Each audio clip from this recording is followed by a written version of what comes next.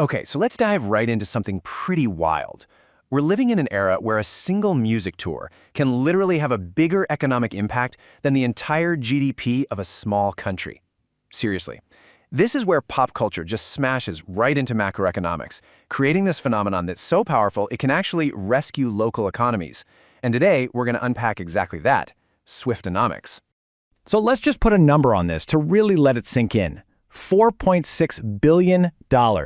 That's the estimated boost to the U.S. economy from just one tour. Now, to give you some perspective on that, that's more than the entire annual economic output of countries like Barbados or Belize. So yeah, we're not just talking about a concert here. This is a full-blown major economic event. And you guessed it, this phenomenon has a name, Swiftonomics. It's a term that perfectly captures this incredible economic ripple effect. Because, it goes way beyond just the price of a ticket. It's like this giant wave of spending that just washes over an entire city. So the big question is, how does one concert create that big of an impact? Well, it all comes down to a classic economic principle. And that principle is what's known as the economic multiplier effect. You see, the real magic isn't just in that initial ticket sale. Not at all. It's all about what happens to that money after a fan spends it.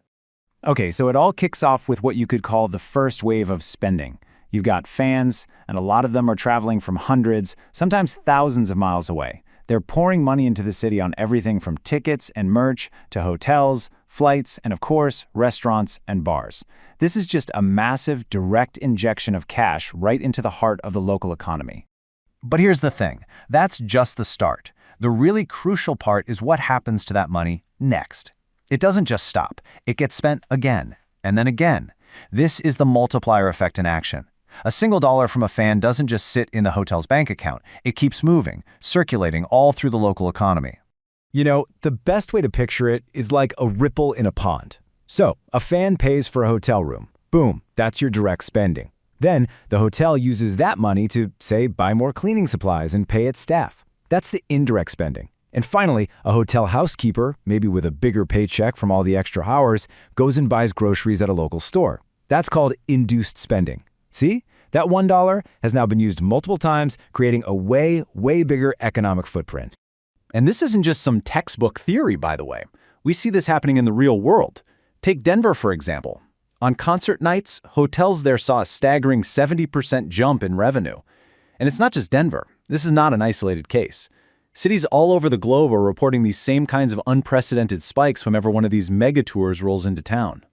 Now, while the Ears Tour is obviously a huge and powerful example, it's really important to understand that this is a much broader trend.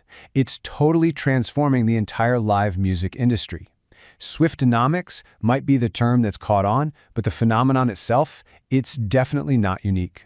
I mean, you've got artists across all kinds of genres creating these same economic waves. We're talking about Beyoncé's Renaissance Tour, Coldplay's massive stadium shows, the global dominance of K-pop groups like BTS and Blackpink. You name it. The model is exactly the same. They become these powerful, temporary economic engines for every city they visit.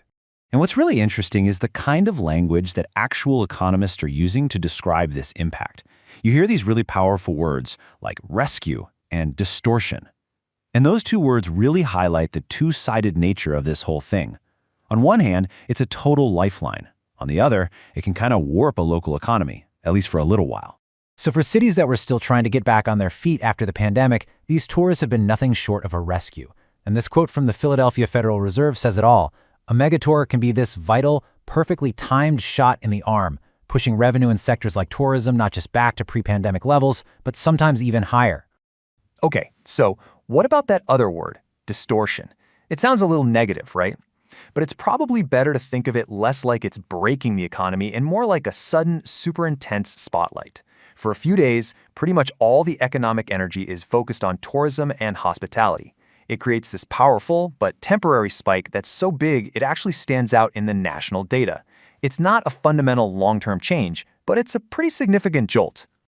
And really, the timing of this whole trend could not have been more critical. As the world was just starting to emerge from the pandemic, you had these tourism and hospitality sectors that were still incredibly fragile. And then, along come these megatours, providing this massive, perfectly timed injection of cash that, for a lot of cities, essentially jump-started their entire recovery. But this incredible economic power doesn't come for free. There are real costs involved. So now we need to flip the coin over and look at the other side, because this boom also creates some pretty significant challenges. So, okay, let's look at the balance sheet here. On the pro side, you've got a massive local economic boost, you get some temporary job creation, and some amazing global branding for the city.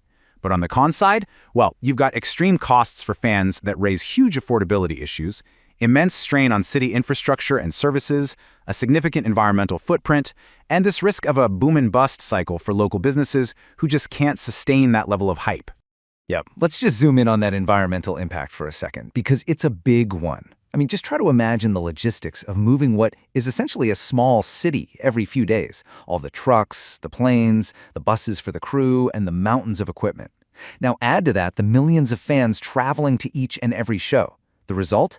A massive carbon footprint and literally tons of waste at every single stop. And all of this really brings us to the central question for the future of live entertainment. As these megatours just keep getting bigger and bigger, how do we balance providing these epic, once-in-a-lifetime experiences and incredible economic booms with genuine sustainability? Finding a way to harness all this power responsibly, well, that's the next big challenge for everyone involved. The artists, the cities, and for us, the fans.